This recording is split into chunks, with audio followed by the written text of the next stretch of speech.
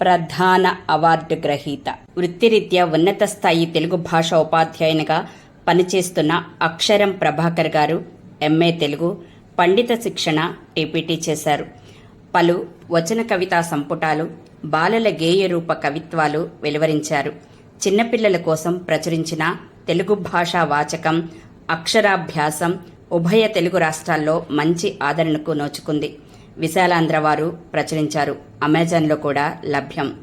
ఈయన రచనలు హిందీ, ఆంగ్ల భాషల్లో అనువదించబడినాయి. అక్షర భారతి శీర్షికతో విశ్వవిద్యాలయ స్థాయి వ్యాస సంపుటినొకటి ప్రచురించారు. ఇప్పటి వరకు వందల్లో కవితలు వివిధ పత్రికల్లో ప్రచురణయ్యి వాటికి అనేక బహుమతులు, పురస్కారాలు లభించాయి. వీరు వినూత్నంగా రచించిన అలికిన గీతలు, చిలిపిరాతలు అనే సృజనాత్మక రచన తెలుగు బుక్ ఆఫ్ రికార్డులో నమోదయ్యి, ఇంతేకాక తెలుగు సినీ పరిశ్రమల్లో పాటల, మాటల సహాయ రచయితగా పనిచేసిన కొద్దిపాటి అనుభవం కూడా వీరికి ఉన్నది. కెఏ ముని సురేష్ పిళ్ళే పాత్రికేయ కుటుంబంలో జన్మించారు. వీరి తండ్రి ఆరంభకం ఎల్లయ్య గారు 1970లో ఆదర్శిని వారపత్రికను స్థాపించారు. ప్రస్తుతం ఆదర్శిని వెబ్సైటుకు అనువాద సాహిత్యం కోసం ప్రత్యేకించిన కథా వసుధ వెజ్ మ్యాగజైన్కు సంపాదకుడిగా వీరు వ్యవహరిస్తూ ఫ్రీలాన్స్ జర్నలిస్టుగా కొనసాగుతున్నారు. ప్రచురణలు: 3 కథా సంపుటాలు, 1 పూర్ణము నిరంతరము, 2 రాతి తయారీ, 3 గారడీవాడు, 1 కవిత్వ సంపుటి షష్ఠముడు, 2 నవలలు సుపుత్రికా ప్రాప్తిరస్తు, పుత్రికా శత్రుహు, 1 సంపాదకీయ వ్యాస సంపుటి మునివాక్యం. శ్రీ మామిడిశెట్టి శ్రీనివాసరావు గారు ప్రాథమిక ఆరోగ్య కేంద్రం పిహెచ్సిలో హెల్త్ అసిస్టెంట్గా ఉద్యోగ బాధ్యతలు నిర్వర్తిస్తూ వీరు ఎంఏ తెలుగు చేసిన చక్కని విద్యావంతులు. వీరు సాహిత్య రంగంలో కవితలు, కథలు, పాటలు, వ్యాస ప్రక్రియల్లో విశేష కృషి చేస్తూ కవిగా మంచి గుర్తింపు పొందారు. పలు ప్రముఖ పత్రికల్లో వీరి రచనలు ప్రచురితమవుతున్నాయి. వీరు సాహిత్య సభల్లో ఏ సాహిత్య అంశంపైనైనా మాట్లాడగల సమర్థత గల మంచి వక్త. రేడియో ప్రసంగాలు, యూట్యూబుల్లో సొంత పాటల ద్వారా పలువురి ప్రశంసలు అందుకున్నారు. కాలాతీత శిల్పం, దశాబ్దాల స్వప్నం, ధిక్కార స్వరాలు వంటి కవితలు, అలాగే జీవన సౌందర్యం, పరివర్తన, రుణానుబంధం వంటి కథలు వీరికి మంచి పేరు తీసుకొచ్చిన రచనలు. వివిధ జాతీయ స్థాయి పోటీల్లో ఇప్పటి వరకు అందుకున్న 45 అవార్డులు వీరి రచనా పాటవానికి నిదర్శనం. ఎక్స్రే ఉత్తమ కవితా పురస్కారం, ఉరిమళ్ళ ఫౌండేషన్ పురస్కారం, సాహితీ కిరణం పురస్కారం వంటి అనేక అవార్డులు పొందారు. డాక్టర్ రాధాశ్రీ గారు 54 సంవత్సరాలుగా సాహితీ సేవలో ఆనందిస్తూ తమ సంతానానికి కావ్య భావన, కవితా చేతన అనే పేర్లను పెట్టి సాహిత్యం పట్ల తన అంకిత భావాన్ని చాటారు. కంద పద్యంలోనే సంభాషిస్తాననే పద్య భాషి వీరు. వచనాల్లో కూడా తనదైన నైపుణ్యాన్ని చాటుతూ ఇప్పటికీ 3 పర్యాయాలు ఎక్స్రే ఉత్తమ కవితా అవార్డులు, 1 పర్యాయం ప్రధాన అవార్డును అందుకోవడమే కాక పలు ఇతర సంస్థల అవార్డులు, పురస్కారాలు, బిరుదులతో సత్కరింపబడిన కంద కవి సార్వభౌములు వీరు. వీరు అడుగు పెడితే అవార్డు, పాదం మోపితే పురస్కారం. పలు అంతర్జాతీయ జూమ్ వేదికల్లో ప్రసంగాలు, కవితా పఠనాలు వీరి అద్భుత జ్ఞాన సంపదకు తార్కాణాలు. అవ్వారు శ్రీధర్ బాబు గారు ఉన్నత విద్యా అర్హతలున్న వీరు వృత్తిరీత్యా ఉపాధ్యాయులు. ప్రవృత్తి సాహిత్య రచన, పఠనాలు, పద్య వచన కవితలు, నాణేలు, కథలు, గేయాలు, పిల్లల పుస్తకాలు, ఇంగ్లీష్ ఈజీ గ్రామర్ పుస్తకం, సర్వశిక్ష అభియాన్ విద్యా మాడ్యూల్, కథ సంపుటాలకు సమీక్షలు వీరి రచనా వ్యాసంగాలు. ఎక్స్రే ఉత్తమ కవితా పురస్కారాలు 2021, 22, 2024 రజనీ కుందుర్తి పురస్కారంతో పాటు అనేక ఇతర పురస్కారాలు, అవార్డులు వీరి కీర్తి కిరీటంలో వెలిగే మణులు. చిత్రాడ కిషోర్ కుమార్ గారు లేపాక్షి ఆంధ్రప్రదేశ్ హ్యాండీక్రాఫ్ట్స్లో డేటా అనలిస్ట్గా ఉద్యోగం చేస్తున్నారు. ప్రకృతి వైపరీత్యాలకు, సామాజిక సమస్యలకు, అసమానతలకు స్పందిస్తూ భావోద్వేగంతో 1989 నుంచి కవిత్వం రాస్తున్నారు. వెలువరించిన గ్రంథాలు: హృదయాలాపన కవిత్వం 2014లో, మన భారత జెండా దేశభక్తి గీతం 2017లో, రెండు రంగులు రెండు తెరలు నాటికల సంపుటి 2021లో, నీరెండలు కొటేషన్స్ 2022లో, నిశ్శబ్ద స్వప్నం కవిత్వం 2022లో వెలువడినాయి. 2019 ఎన్టీఆర్ స్మారక పురస్కారం ఎక్సరే సాంస్కృతిక సేవా సంస్థ విజయవాడ, 2021 కీర్తి పతాక పురస్కారం మన భారత జెండా గీతానికి ఎక్సరే సాంస్కృతిక సేవా సంస్థ విజయవాడతో పాటు ఇంకను పలు పురస్కారాలు, అవార్డులు వీరి కవితా పాండిత్యానికి అందిన శోభలు. శ్రీ జోగారపు శంకర్రావు గారు పౌరశాస్త్ర ఒప్పంద అధ్యాపకులుగా వృత్తి చేస్తూ నాణీలు వ్రాయటంతో ప్రారంభమైన వీరి సాహితీ ప్రయాణం యాదృచ్ఛికంగా వచన కవితల వైపు మళ్ళింది. ఆదాబ్, నేటి నిజం పత్రికల్లో నాణీలు ప్రచురితం. ఆల్ ఇండియా రేడియో విశాఖపట్నం వారి ద్వారా వచన కవితలు ప్రసారం. జాతీయ స్థాయి కవితల పోటీల్లో గుజరాత్ తెలుగు సమైక్య వారి ప్రథమ బహుమతి, అమరావతి సాహితీ మిత్రులు గుంటూరు వారి ప్రథమ బహుమతి వీరు అందుకున్న పురస్కారాలు. శ్రీ కంఠస్ఫూర్తి గుర్రాజు గారు. శ్రీ కంఠం స్ఫూర్తిగా గల శ్రీ కంఠస్ఫూర్తి గుర్రాజు గారు ఈనాడులో అంతర్యామిగా ప్రజలకు సుపరిచితులు. సీనియర్ కథా రచయితగా, కవిగా 50 ఏళ్ల సుదీర్ఘ సాహితీ ప్రస్థానం సాగుతుంది. తొలి కథ స్వయం కృతం, తొలి కవిత ఆరని మంటలు 1973లో ప్రగతి వారపత్రికలో ప్రచురితమైనాయి.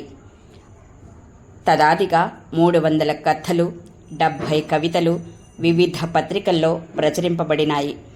30 కథలు, 10 కవితలు బహుమతులు, పురస్కారాలు అందుకున్నారు. ఇటీవల ఆంధ్రప్రదేశ్ ప్రభుత్వం ఉగాది పురస్కారం 2025 వీరికి ప్రదానం చేసింది. కథా సాహిత్యానికి ఇంకను పలు అవార్డులు, పురస్కారాలు వీరి కంఠానికి అలంకరించిన పూలహారాలు. శ్రీ దుప్పటి రమేష్ బాబు గారు. వృత్తి ఆంగ్ల అధ్యాపకులు, ప్రవృత్తి కవితలు రాయటం. 2009వ సంవత్సరం విజయవాడలో మానస సాహిత్య పురస్కారం, 2016లో నెల్లూరులో ఉగాది పురస్కారం, 2017వ సంవత్సరం కరీంనగర్లో తెలుగు బుక్ ఆఫ్ రికార్డ్స్, ఇంకా జిల్లా, రాష్ట్ర మరియు జాతీయ పురస్కారాలు మరియు ప్రముఖుల ప్రశంసలు. ధవళేశ్వరపు రవికుమార్ గారు 25 ఏళ్ల నుంచి పాత్రికేయ వృత్తిలో కొనసాగుతున్నారు. ఇష్టమైన వ్యాపకం కవిత్వం చదవటం, రాయటం. 9వ దశకంలోని ఆకాశవాణి విశాఖపట్నం కేంద్రంలో వీరు రాసిన కవితలు, నాటికలు ప్రసారమయ్యాయి. కవితలు వివిధ పత్రికల్లో ప్రచురితాలు. ఫోటోగ్రఫీలోనూ ప్రవేశం. పలు అవార్డులు కైవసం. 2023లో బహుముఖ ప్రజ్ఞాశాలి పురస్కారాన్ని మాజీ ఉపరాష్ట్రపతి వెంకయ్యనాయుడు గారి చేతుల మీదుగా అందుకున్నారు. డాక్టర్ హర్నాథ్ గారు. వృత్తి ఉపాధ్యాయుడు. స్వర్ణ పుష్పాలు ప్రథమ ముద్రణ. 1994 నుండి పలు గ్రంథాలు ప్రచురణ. A tale of the city ఆంగ్లం. Legendary peace awards council affiliated by government of India వారి నుంచి డాక్టరేట్ 2025. అందుకున్న అవార్డులు, పురస్కారాలు అనేకానేకాలు. అవి ఈ హరనాథుని కీర్తి కిరీటంలో కల్కితురాయిలు. హైదరాబాదు సురవరం ప్రతాపరెడ్డి తెలుగు యూనివర్సిటీ వారు సెప్టెంబర్ 2025లో నిర్వహించనున్న 2023 సంవత్సరానికి గాను వివిధ రంగాల్లో విశేష కృషి చేసిన ప్రముఖులకు కీర్తి పురస్కారాల కొరకు ఎంపిక చేసిన 48 మందిలో వీరు ఒకరు. సృజనాత్మకత సాహిత్యం అను అంశంపై వీరు అందుకోనున్నారు.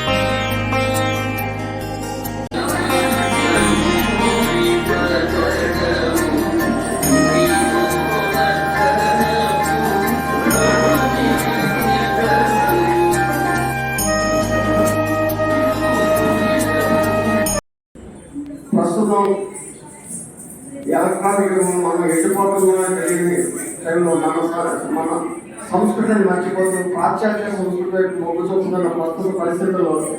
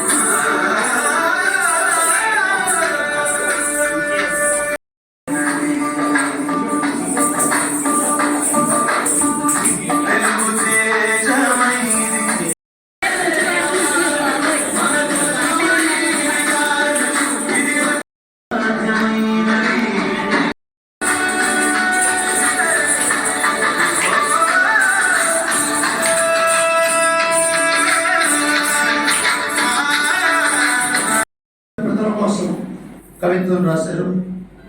ఆ దిశగా ఈరోజు యువతరం యువ కవులు కవిత్వం రాయటం అదృష్టం అనేటువంటి లక్ష్యంతో కవిత్వ నిత్య నూతన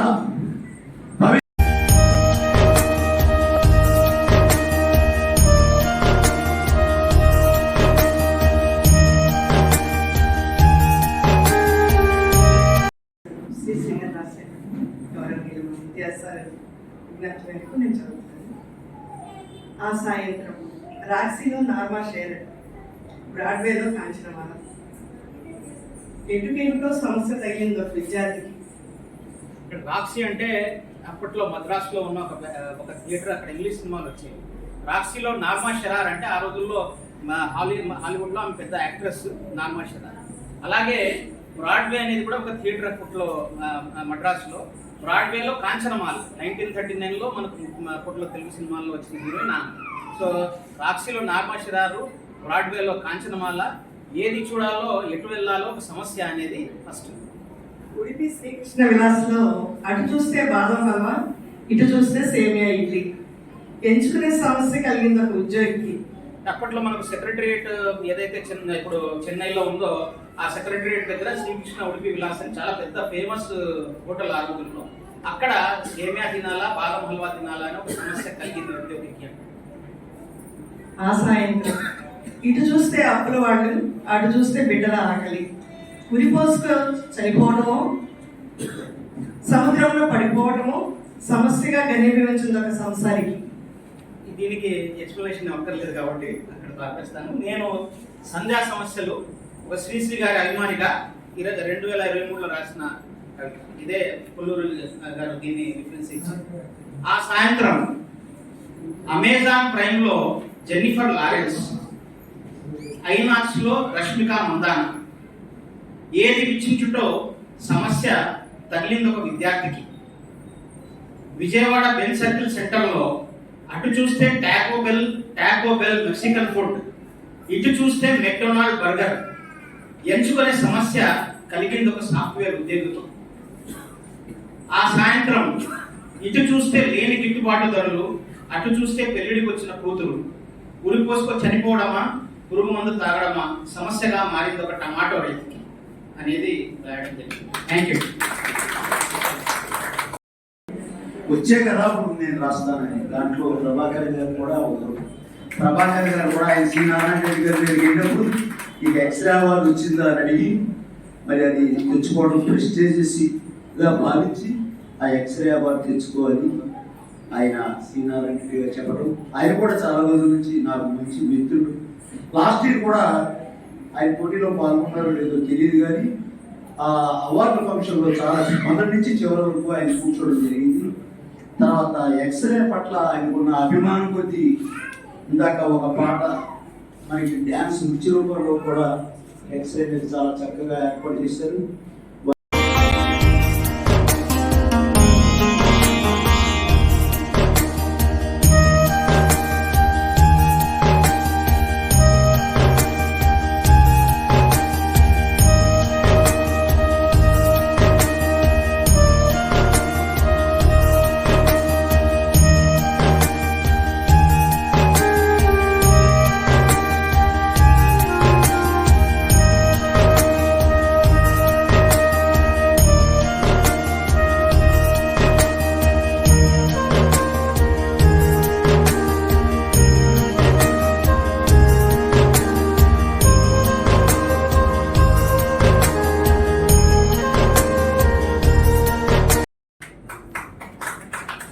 ఈ లోకం నల్ల బోర్డు మీద విప్లవం డస్టర్లతో ఆనవాళ్లు చెరిపేసి కొత్త ఊపిరి పోసి అక్షరాల్ని సృష్టించి మళ్ళీ ఈ దేశాన్ని బడిలో వేయాలి అని ఆ రోజున ఆయన రాసిన కవిత ఇప్పటికి కూడా కాంటెంపరీగా మన ఈ అస్తవ్యస్త వ్యవస్థకి అర్థం పడుతుంది. ఇట్లాంటి గొప్ప వ్యాఖ్యల్ని మళ్ళీ ఎవరైనా ఉపయోగించుకున్నప్పుడు ఖచ్చితంగా ఆ కవిని గుర్తు చేయాలి, గుర్తు తెచ్చుకోవాలి. ఆయన తర్వాత పాఠకులకి కానీ